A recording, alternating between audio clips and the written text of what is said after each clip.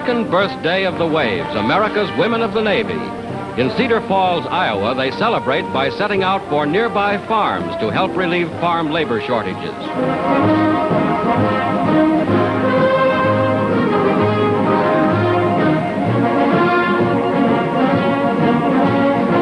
Detasseling corn. To produce the proper kind of seed, the tassels must be stripped from each stalk, and these Iowa Waves are experts at the job. On a moving platform, they detassel the tall ones. Hard work, and then fresh corn on the cob. For the champion detasseler, a helping of the best.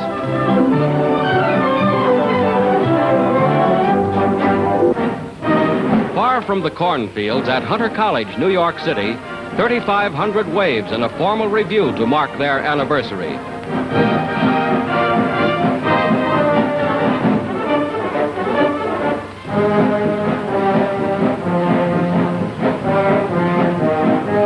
New York's Mayor LaGuardia on the reviewing stand. In 2 years' time, the Waves have made a brilliant record. Soon, the first contingents may go overseas.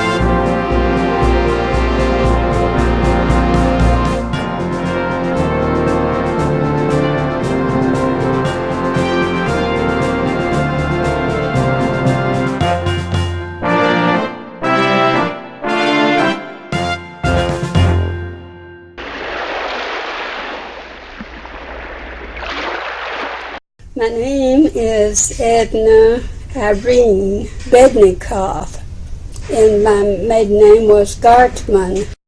I'm from a family of 12 children, and we lived in the country, Fairford, Alabama. Then I had a chance to go visit my elder sister, who was working at the World's Fair in San Francisco.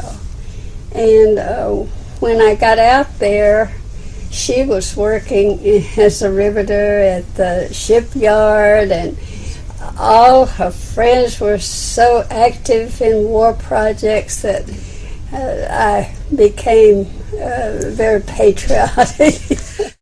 Oh, it's everywhere. It was everywhere. It was on every poster. I was in high school at the time. And I would have been in the Waves earlier, but I didn't graduate from high school till 42. And I went to California thinking I would go to school at Berkeley and live with my sister. But, I don't know, I just decided I had to do something for the war effort.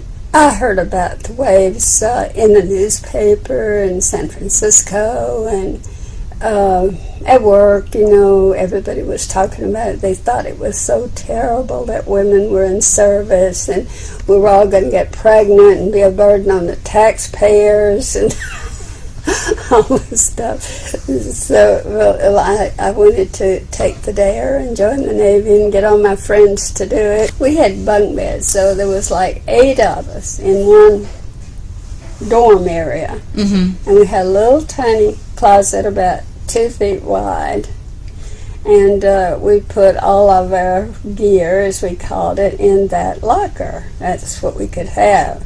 Our makeup, we were told exactly how to do it. Line it up on the kitchen shelf and put in a straight line, and tall things to the back and short things to the front. Made good housekeepers out of all of us. We had to really be careful, though, line up everything, because the captain checked it on Saturday. We had breakfast, we mustered in the morning. I got chills every time I saluted the flag, and it taps at night, you know. B.J. Day, the Hell, and everybody in the base streets, the Washington Monument. Oh my God, there's just people everybody came out of the Pentagon, out of the buildings, everywhere, and were in the streets and so forth when D-Day hit.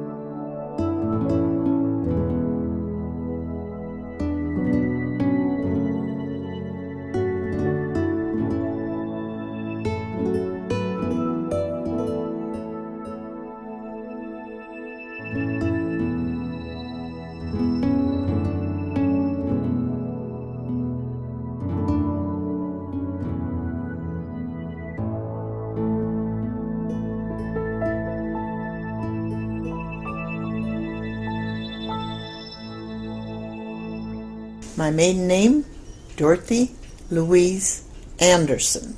And my married name is Dorothy L. McDowell. We were very poor. I didn't know it. I had a wonderful childhood because my parents were so great.